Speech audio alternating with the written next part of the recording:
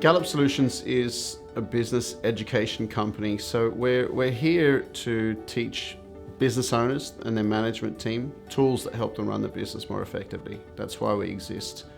We don't take a consulting approach. The whole concept is education and empowerment. We want to educate you in the tools so that you can be empowered and you can apply it to your business.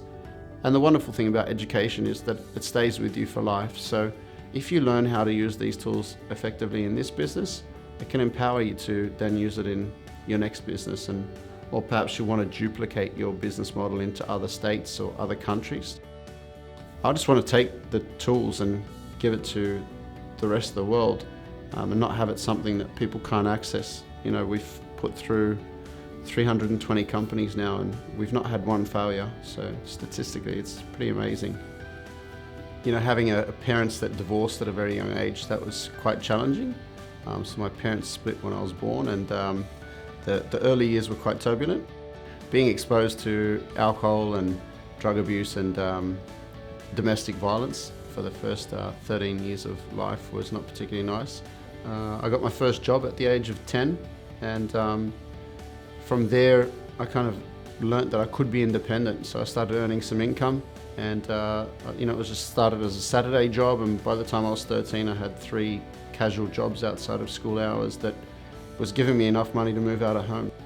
Starting working at the age of 10 made a massive difference, and this is why I often refer to sometimes the challenges in life are gifts that you don't see. On a personal level, I do things with the community, public speaking with schools, and I developed a program to help teenagers in troubled areas who perhaps are going through the life experience that I had to go through, teaching them some tips that can help them along that journey. So I've seen a lot of people have failure and then give up, and I think they deem themselves a failure. They don't look at the failure as being just a part of the journey. They take it personally.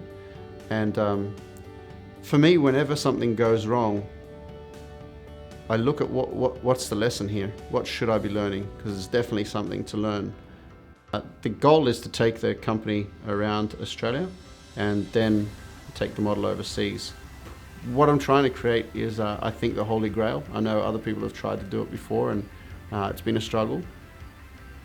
My dream is that a business owner can walk in with their team and have everything that they need to truly be successful.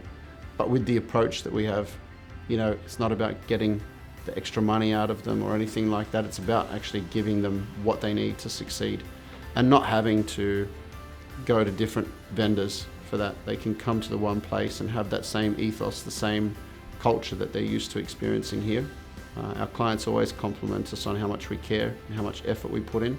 I want that to be the same case in everything we do and every product that we offer. It's great if you can be friends with your team. I know a lot of people will challenge me on that. A lot of my clients challenge me on it.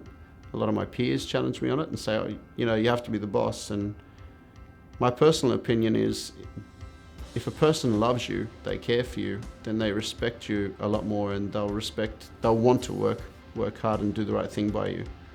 If they're just an employee, you know, and they're just a number, I don't see there's much value in that.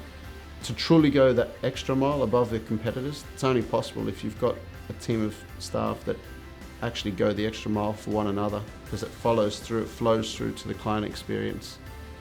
So when I first met Richard Branson, it was a group of us, and it was a challenging time for him.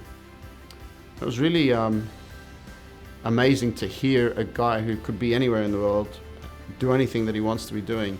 And he made a commitment to this, you know, 10 or 15 people that was there from, you know, entrepreneurs. He'd made a commitment to be there, and I observed that it really reflected that what he says in his books and the way that he does things, he really does. If he commits to something, he'll follow it through. So he's an amazing guy. Commitment and resilience.